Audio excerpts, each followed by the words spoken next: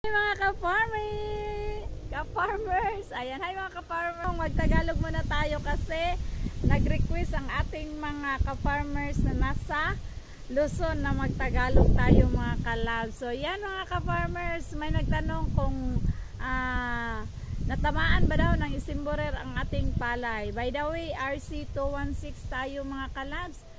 Yes ka-farmers! Natamaan po ang aming palay ng isimborer kahit na